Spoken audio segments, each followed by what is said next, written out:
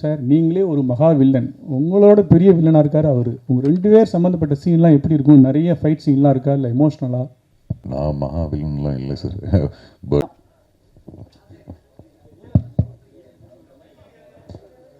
Sir உங்களுக்கு தான்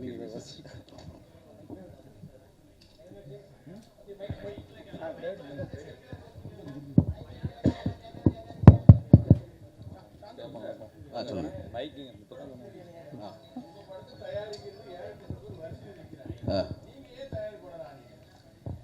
இல்லை, இப்போ நான் நினைக்கிற மாதிரி ஒன்றை பண்ணணுங்கிறதுக்கு நான் பண்ணால் இன்னும் பெட்டராக இருக்குன்னு தோணுச்சு. இந்த இல்லை பண்ணியிருக்கேன் தான் நான். அது கம்ஃபர்ட் வந்து கொஞ்சம் ஏதோ ஒரு இடத்துல மிஸ் ஆகும்னு தோணும்ல, அது இன்னும் யாரோ ஒருத்தர் எதிர்பார்க்கறத நம்மளே செஞ்சு பார்ப்போமேன்னு ஒன்று பண்ணது தான் இது. டேரக்டர் சார், உங்கள் படத்தில் இந்த மாதிரி மாண்டேஜ், இந்த மாதிரி அழகாக ஒரு பரதநாட்டியத்தை வந்து எதிர்பார்க்கவே இல்லை. அதை பற்றி சொல்லுங்கள் சார். சாங்கில் வந்து வார்த்தையும் இல்லை, ஆனால் ரொம்ப அருமையாக இருந்தது. அந்த கேமராமேன் ரசித்து பண்ணியிருந்தார் ரொம்ப. ஓகே, ஒன்றும் இல்லை. இப்போது அந்த இங்கே சொல்கிறீங்க, இந்த இதுக்கு முன்ன படத்தில் இல்லைன்னு சொன்னீங்க. அந்த கதை என்ன கேட்குதோ அதைத்தான் நான் அந்த உள்ளே கொண்டு வரேன் நான். ஸோ அந்த கதை வந்து ஒரு பாட்டு கேட்குதுன்னா பாட்டு, அது என்ன மாதிரி பாடல் வேணும் அப்படின்னா அந்த ஒரு ரிசர்ச்சில் வந்து கொண்டு வந்துடுறேன் நான். ஸோ இதில் வந்து பார்த்திங்கன்னா அது லிரிக்ஸ் இல்லாமல் இருந்ததுக்கு என்னென்னா, அது ஒரு யூஷுவலான ஒரு லிரிக்ஸாக இருந்துருன்னு தோணுச்சு. இரு பறவைகள் மலை முழுவதும் இங்கே அங்கே பறந்தன அப்படின்னு எழுதணும். ஸோ இந்த இது வேண்டாம் அப்படின்னும் போது இல்லை, அதை ஃபீலை மட்டுமே ட்ரான்ஸ்ஃபர் பண்ணுவோம் அப்படின்னு சொல்லிட்டு போயிட்டேன் நான். ஸோ அது கொஞ்சம் புதுசாக இருந்தது சார். சந்தகுமார் சார், இப்போ இந்த அர்ஜுன் தாஸ் மாதிரி வளர்கிற ஹீரோவும் சரி, வளர்ந்த ஹீரோக்களும் சரி, நீங்கள் 2 படம் தான் பண்ணியிருக்கீங்க, மௌனகுரு, மகாமுனின்னு. உங்களோட படத்தில் நடிக்கணுங்கிறது ட்ரீம், அது எனக்கு நிறைவேறிச்சு அப்படின்னு சொல்கிற அளவுக்கு இருக்கீங்க. இதை எப்படி தக்க வச்சுக்க போகிறீங்க? இந்த மாதிரி படம் பண்ணுறதுனால தான் இவ்வளோ டிலே ஆகுதா? அதாவது பார்த்து பண்ணுறதுனால தான். எங்களுக்காக கொஞ்சம் குயிக்காக அடுத்தடுத்த படங்களை கொடுக்கலாமா? நிச்சயமாக. அது என்னென்னா, முதல் படத்துக்கும் 2வது படத்துக்கும் வந்த இடைவெளி வந்து அது உருவானது அது.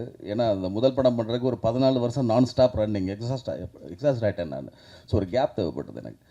அதுக்கப்புறம் இது வந்து பார்த்தீங்கன்னா நான் லாக்டவுன் டிலே ஆகிடுச்சு.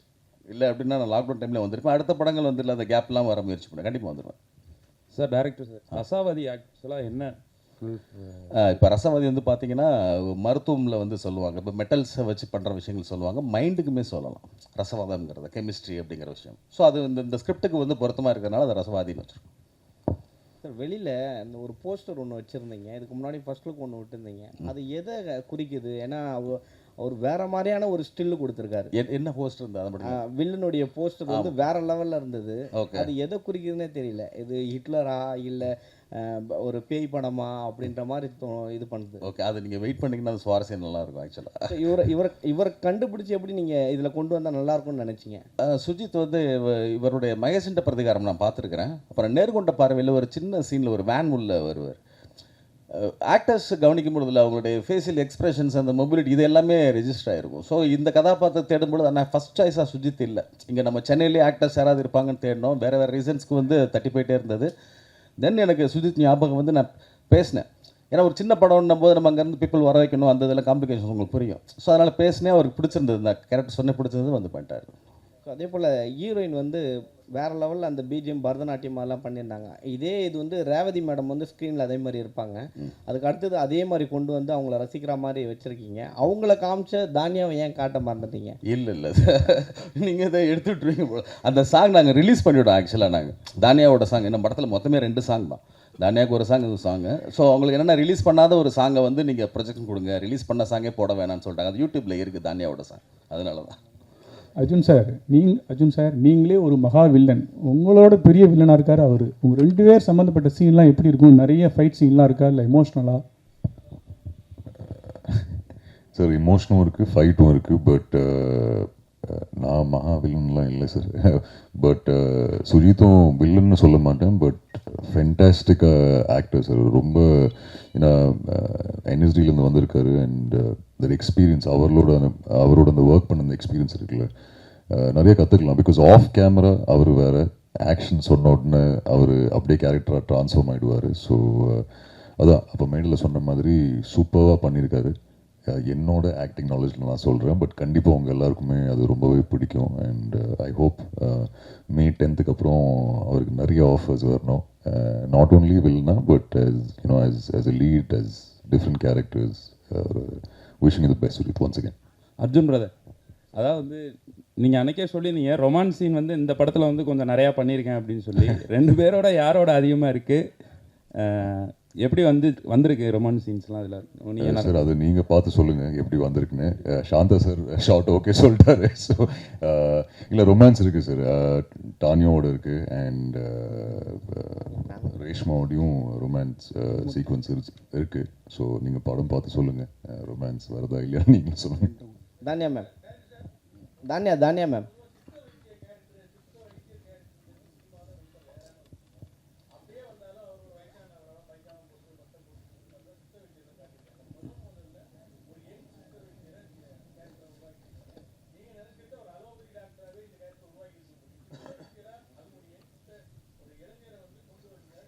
அதான் நீங்கள் சொன்னீங்கல்ல சித்த வித்யார்னு அப்படி ஒரு காமிச்சிருக்காங்கன்னு.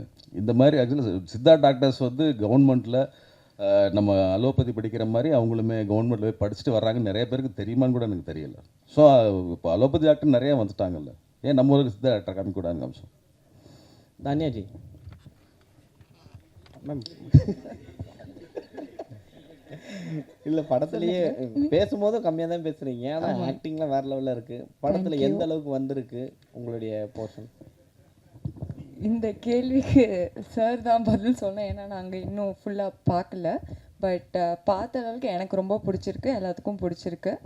அண்ட் படத்தில் நிறையா பேசியிருக்கேன், அது ஜென்ரலாகவே எனக்கு அவ்வளோவா பேச வராது, அது உங்களுக்கு பைனோ தெரிஞ்சிருக்கும். சாரி, அதுக்கு ட்ரை பண்ணிக்கிறேன் இன்னும் நிறையா பேசுறதுக்கு. சார் சந்தகுமார் சார், அதே மாதிரி இப்போ இந்த ஜிஎம் சுந்தர் அவருக்கு அந்தாண்டைக்கு இன்னொருத்தர் இருக்கிறாரு. இந்த மாதிரி நடிகர்கள்லாம் தானியா மேடம் கூட இவங்கெல்லாம் கொஞ்சம் பெக்குலரான ஆர்டிஸ்ட். இவங்களெல்லாம் எப்படி மனசுக்குள்ளாரையே இந்த கதை எழுதுகிற போய் நிறுத்திப்பீங்களா? இப்போ அர்ஜுன் தாஸுமே அதுதான், அன்றைக்கே கேட்டதுனால அவரை போட்டேன். இவங்க எல்லாருமே கதை எழுதுகிறப்ப இதுக்கு இவங்க கரெக்டாக இருப்பாங்க அப்படி ஒரு ஃபீல் பண்ணி எழுதுவீங்களா? ஆமாம். எப்படி என்னென்னா கதை எழுதும் பொழுது அந்த கேரக்டருக்கான உருவம் வந்து நிற்கும் அந்த ஸ்கெட்சு. ஸோ அந்த முகத்தை தேடி போகிறதா ஒவ்வொருத்தருமே. சிலர் வந்து அந்த உருவம் ஒத்து வந்துடும், அந்த பர்ஃபார்மன்ஸில் வந்து அது இல்லாமல் இருக்கும். ஸோ அதை திரும்ப நீங்கள் ட்ரை பண்ணுவோம். ஸோ ஃபஸ்ட்டு என்னென்னா அந்த கதாபாத்திரம் டிமாண்ட் பண்ணுற அந்த உருவ அமைப்புள்ள வந்து நடிகர்களை தேர்ந்தெடுக்கிறது ஃபஸ்ட்டு. அது முடிஞ்சிருச்சுனாலே பாதி வேலை ஓவர். அதுக்கப்புறம் வந்து பர்ஃபார்மன்ஸ் கொஞ்சம் சேர்த்துருவோம். அதே மாதிரி நம்ம சாப்பாட்டுலேயே ரசங்கிறது வந்து நான்வெஜ்ஜு சாப்பிட்டாலும் ரசம் தேவைப்படும், வெஜ்ஜு சாப்பிட்டாலும் அந்த செரிமானம் நான்வெஜ்ஜுக்கு இது தேவைப்படும். இந்த படம் வந்து இப்போ மலையாள படங்களை கொண்டாடிக்கிட்டு இருக்கிற தமிழ் சினிமாவுக்கு ஒரு ரசமாக ஒரு மாற்றத்தை தருமா? இல்லை, இப்போ மலையாள சினிமா இப்போ எல்லா சினிமாவுமே எல்லாருமே கொண்டாடுறாங்க. நல்ல படம் இருந்துச்சுன்னால அது என் மொழிலாம் இல்லை. இப்போ நம்ம கேஜிஎஃப்லாம் கன்னட படம் நம்ம ஊரில் இப்போ பார்த்தோம் கொண்டாடினாங்க. ஸோ அது மாதிரி மஞ்சுமால் பாய்ஸ் வந்து அது மலையாளம் நல்ல படம் வந்து எந்த மொழி இப்போ போஜ்பூரிலேருந்து ஒரு படம் நல்ல படம் நம்ம ஊர் ரிலீஸ் பண்ணாலுமே நம்ம ஜனங்க பார்ப்பாங்க. ஸோ ரசவாதியும் அதே மாதிரி என்கேஜிங்கான ஒரு படம் பிடிக்கும் எல்லாருக்கும். டேரக்டர் சார், உங்களுக்கும் அர்ஜுன் தாஸ் 2 பேருக்கும் கொஸ்டின். யார் சொன்னாலும் ஓகே தான். எப்பவுமே வந்து ஒரு ஆக்டரோட பேர் போட்டு தான் படத்தோட டைட்டில் ஸ்டார்ட் பண்ணுவாங்க. ஆனால் உங்கள் பேரை சாந்தகுமாரின் சரா போட்டு தான் ஸ்டார்ட் பண்ணி, என்ன காரணம்? ஏன் வந்து அவர் அவ்வளோவா தெரியலையா? இல்லை, இந்த இதில் வந்து பார்த்தீங்கன்னா நீங்கள் சொல்கிறது ஒரு கமர்ஷியல் ஃபிலிமில் வந்து அந்த ஒரே ஒரு கதாபாத்திரத்தை மையப்படுத்தி ஒரு நகரம் இல்லையா? ஸோ இதில் இருந்து நான் எல்லாருமே நான் மிஸ் பண்ண விரும்பலை. ஸோ முன்னாடினா எல்லாரையுமே நான் போடணும். ஸோ அதனால தான் இந்த இதில் இருக்காங்க இல்லையா, இவங்க எல்லா கதாபாத்திரங்களும் சேர்ந்து தான் ஒரு கதையை சொல்கிறாங்க. ஸோ அதனால தான் அது பண்ணிருக்கோம். ஹீரோயிட்ட கொடுத்துருங்க. ஹீரோ நீங்கள் எப்படி பார்க்குறீங்க சார்? எனக்கு ரொம்ப சந்தோஷம் சார். இன்ஃபேக்ட் அவர் அர்ஜுன் தாஸ் என் ரசவாதின்னு போடுறது நானே ரெக்வெஸ்ட் பண்ணியிருப்பேன். சார் ப்ளீஸ் சாந்தகுமார் ஓட ரசவாதி இருந்தால் பெட்டர் இருப்பேன். ஏன்னா அதுதான் நான் சொன்னேன், ரிலீஸ் அன்றைக்கி நான் ஒரு ஃபோட்டோ ரிலீஸ் பண்ணுவேன், அது கீழே நிறைய எஸ்ஸே ஆல்ரெடி எழுதி வச்சுருக்கேன். என்னோட dream film by Santhakumar. So அவரோட பேர் வருது பர்சனலாக எனக்கு ஒரு ரொம்ப ரொம்ப பிளெஸ்டான feeling sir. So I am very okay அவரோட டிசிஷனில். டேரக்டர் சார், உங்களுக்கு தான் எப்பவுமே வந்து நீங்கள் எப்பவும் வித்தியாசமான ஸ்டோரி பண்ணுற ஒரு ஆள், சரிங்களா? சூப்பராகவும் பண்ணுவீங்க. இந்த படத்தில் இந்த இதில் வந்து வில்லனுக்கு ஒரு கோட்டாய் விடுற மாதிரி ஒரு சீன் வச்சுக்கணும், என்ன காரணம்? கொட்டாய் விடுற மாதிரி? ஓகே, ஆக்சுவலாக அது நீங்களே சொல்லிட்டீங்க கொட்டாய் விடுறதுன்னு சொல்லிட்டு. நீங்கள் அது மூவி பார்த்தீங்கன்னா புரிஞ்சுப்பீங்க. ஏன்னா இப்போ உங்களுக்கு பிரெயினுக்கு வந்து ஆக்ஷன் போகிறது கம்மியானாலுமே கொட்டாய் வரும் உங்களுக்கு. ஸோ அது மாதிரி நிறைய ரீசன்ஸ் இருக்குது கொட்டாய் வர்றதுக்கு. அவருக்கு எதுக்காக கொட்டாய் வருதுன்னு ஸ்க்ரீனில் பார்த்துருக்கேன். டைரக்டர் சார், ஒரு படைப்பாளியாக உங்களுக்கு முழு சுதந்திரம் கிடைக்கல அப்படின்னு தயாரிப்பாளராக வந்தோன்னு சொன்னீங்க நீங்கள். ஸோ இனிமேல் உங்களுடைய படைப்புகள் தான் நீங்கள் சொந்த தயாரிப்பு தான் இருக்குமா இனிமேல் வரப்போகிறது? அப்படிலாம் கிடையாது. எனக்கு ரைட்டிங் டைரக்ஷன் பிடிச்ச மாதிரி எனக்கு ப்ரொடக்ஷன் வந்து பிடிக்கலன்னு தான் சொல்லுவேன். ஆக்சுவலாக எனக்கு ரைட்டிங் வந்து ரொம்ப பிடிக்குது. நாவலிஸ்ட் மாதிரி தனியாக உட்காந்து எழுதுறேன், எந்த டிஸ்டர்பன்ஸும் கிடையாது. எக்ஸிக்யூட் பண்ணுறது எனக்கு கம்ஃபர்ட்டான டீம், எனக்கு கம்ஃபர்ட்டான ஆக்டர்ஸ் கூட வந்து என்ன இதில் ஒர்க் பண்ண ரெடி அப்படின்னு இன்ட்ரெஸ்ட்டாக இருக்கவங்க கூட சேர்ந்து ஒர்க் பண்ணுறேன். இந்த போர்ஷன் வரைக்கும் பிடிக்குது. பட் அது வந்து வேறு ஒரு உலகமாக இருக்குது. அது ஒரு அனுபவம் வேணும் இல்லையா?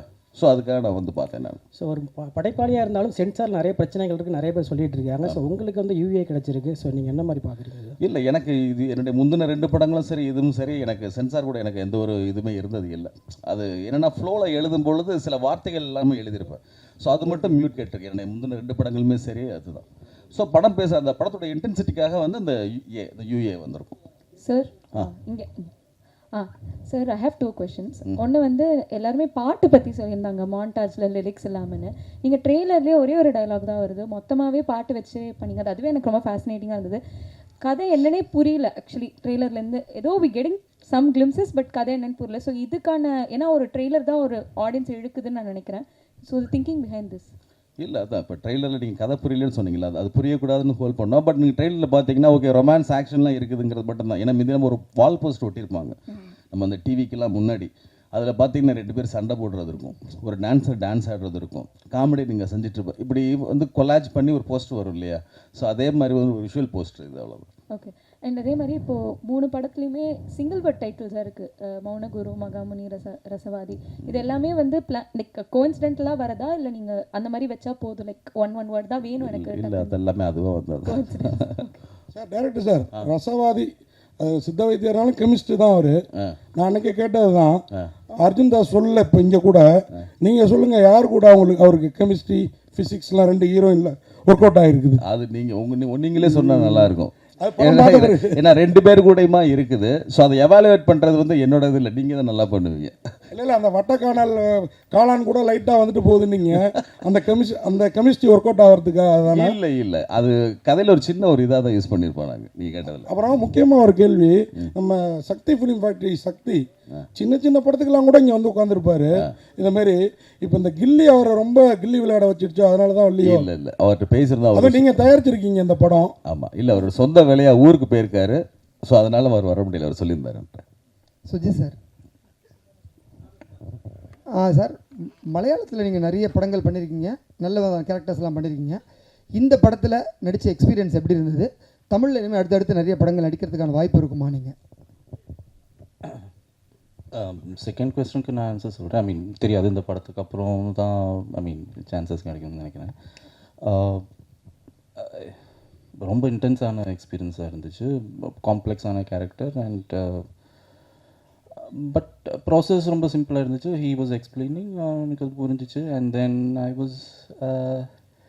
I don't know, I mean it just happened. I mean I tried everything. I mean like yeah, I was prepared, but it was fun also. I mean scenes are very disturbing and all those things, but பண்ணும்போது there's I don't know, there's a calmness and it was very grounded. So yeah, but it's a very intense experience, and generally going through areas which normal other directors won't go. அந்த மாதிரி scenes எல்லாம் அவர் compose பண்ணியிருக்காரு. So yeah, did I answer? Santhakumar sir, அந்த montage song ஒன்று சொல்லியிருந்தீங்க, அதில் ஒரு வரியில் 2 பறவைகள் மலை முழுவதும் எங்கோ பறந்ததுன்னு வேற சொல்லியிருந்தீங்க. இதில் பாடல் பெரிதா இசை பெரிதான்னு ஒரு சர்ச்சை ஓடிக்கிட்டு இருக்கு. இதுக்கு அதற்கான வார்த்தைகள் போட்டால் அந்த பாடலோட வீரியம் குறைஞ்சிரும் அப்படின்னு நினச்சி இதை செஞ்சீங்க? இல்லை, வீரியம் குறைஞ்சிரும்ல, யூஸ்வலாக இருக்கும்னு தோணுச்சு. ஏன்னா அது நீங்கள் அந்த பிளேஸ்மெண்ட் பார்த்தீங்க அந்த சாங்குக்கு அப்படின்னா, அந்த நம்ம அதில் என்ன லிரிக்ஸ் எழுத போகிறோம்ல, சுச்சுவேஷன் சொல்லுவோம்ல. ஸோ அந்த சுச்சுவேஷன் வந்து பார்த்தீங்கன்னா ஒரு யூஷுவல் சுச்சுவேஷன் தான். ஸோ நம்ம அந்த லிரிக்ஸ் என்ன தான் நம்ம ட்ரை பண்ணாலுமே இல்லை, நான் சொல்லும் பொழுது அந்த சொன்னது என்னென்னா, இந்த எக்ஸாம்பிளுக்கு இந்த சாங் மாதிரிங்க அப்படின்னு நான் சொல்லணும். ஸோ ஒரு 2 பேரோட அது. ஸோ அது ரொம்ப யூஸ்வலாக இருக்குமே போது அந்த ஃபீலை மட்டும் நம்ம கடத்தலாமே அப்படின்னு ட்ரை பண்ணும்போது தான் அந்த பொண்ணுடைய கேரக்டரை வச்சுட்டு ஒரு வெஸ்டர்ன் ஜதியை வச்சு ஒரு ஃபியூஷன் ஒன்று பண்ணலான்னு ஒரு ஐடியா வந்தது. அதை தமன்கிட்ட பேசிட்டு அதை வில்வகிட்டோம்.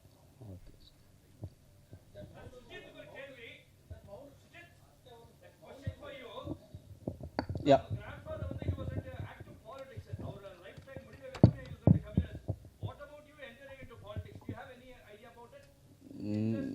No. Well, why would it be the first question? I mean, as my grandfather. I mean, there are a lot of other people in my family, and I'm not following them also. So it's a, I mean, it's not a compulsion, no. I have general interests, but I'm not part of any political party or, yeah, but yeah, because I'm from the family, there is a broad politics which I have, but I'm not part of any political parties, and yeah.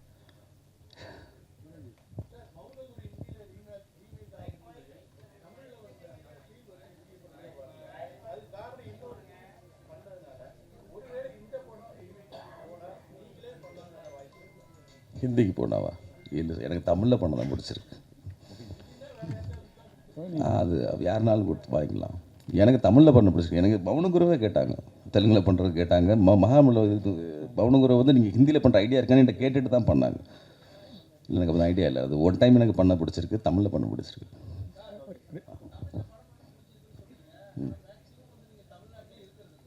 இல்லையே, தமிழ்நாட்டில் தான் இருக்கேன். தமிழ்நாடவே ஒரு எக்ஸ்டெண்டடாக பார்க்குறேன்னு நினச்சிக்கோங்களேன். இல்லை, அது எல்லாமே சும்மா யார் ஃபோன் பண்ணாலுமே எடுப்பேன். எடுக்கலைன்னா ஒரு மெசேஜஸ் இருந்ததுன்னா பார்த்துட்டு கூப்பிடுவேன். அது தெரிஞ்ச நம்பர்லாம் கிடையாது, தெரியாத நம்பருக்குமே பேசுவேன். ரீச் பண்ண, ஏன்னா ஃபோன் எங்கேயுமே இருக்கும் தானே. எழுதும் போது மட்டும் என் பக்கத்தில் இருக்காது, ஏதோ ஷெல்ஃபில் இருக்கும். எழுதும் போது மட்டும் அது சாயங்காலம் போஸ்ட் பாக்ஸ் செக் பண்ணுற மாதிரி எடுத்துகிட்டு பார்த்துக்கிற வழக்கம் இருக்கும். மற்றபடி ட்ராவல்லையோ ஷூட்லேயோ எப்போயுமே ஃபோன் இருக்கும். எனி டைம் ரீச் பண்ணலாம். நீங்கள் வேணால் ட்ரை பண்ணி பாருங்கள், நீங்கள் அதை கூப்பிடுவேன். எனக்கு வந்து நம்ம பேசுகிற தமிழ் மொழி தெரியும், ஆங்கிலமும் ஹிந்தியும் அரைக்குறையாக தெரியும். அதாவது ட்ராவல் லாங்குவேஜ். நீங்கள் உட்காந்து இன்ட்ராக்ஷன் பண்ணோம்னால நான் பேச மாட்டேன். இப்போ உயிர் தப்பிச்சுக்கிறதுக்கு தெரியும்னு வச்சுக்கோங்களேன், ஹிந்தியும் ஆங்கிலமும். ரேஷ்மா, அந்த சாங் நல்லா இருந்தது. நீங்கள் பரதநாட்டிய டான்ஸராக உண்மையிலேயே அந்த சாங் எத்தனை நாள் எடுத்தாங்க? இல்லை, நான் பரதநாட்டியம் டான்ஸர் இல்லை. சதீஷ் மாஸ்டருக்கு தான் அதுக்கு தேங்க்ஸ் சொல்லணும். அந்த சாங் ஃபஸ்ட்டு ப்ராக்டிஸ் பண்ணாங்க. எனக்கு புதுசு தான். நான் ஸ்கூல் டைம்ஸ்லலாம் பண்ணியிருக்கேன், பட் இது எனக்கு புதுசு தான். பட் நல்ல எக்ஸ்பீரியன்ஸாக இருந்துச்சு கற்றுக்கிறதுல. பர்ஃபெக்ஷன் வர்ற வரைக்கும் அவங்க அதுக்கு இது பண்ணாங்க. ரொம்ப தேங்க்யூ.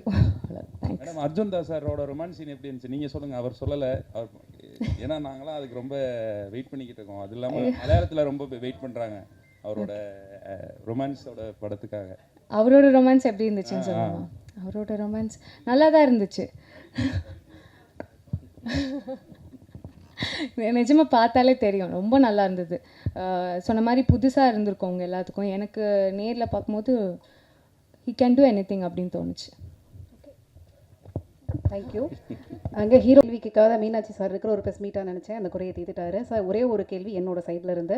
வழக்கத்தில் வந்து அதிகமாக பயன்படுத்தாத வார்த்தை இந்த ரசவாதி. ஏன்னா பேச்சுவாக்கில் யாருமே அதிகமாக அந்த வார்த்தையை பயன்படுத்தியிருக்க மாட்டோம். இந்த படம் ரிலீஸ் ஆன டைமில் தான் ஆல்மோஸ்ட் இதை பற்றின பேச்சே வருது.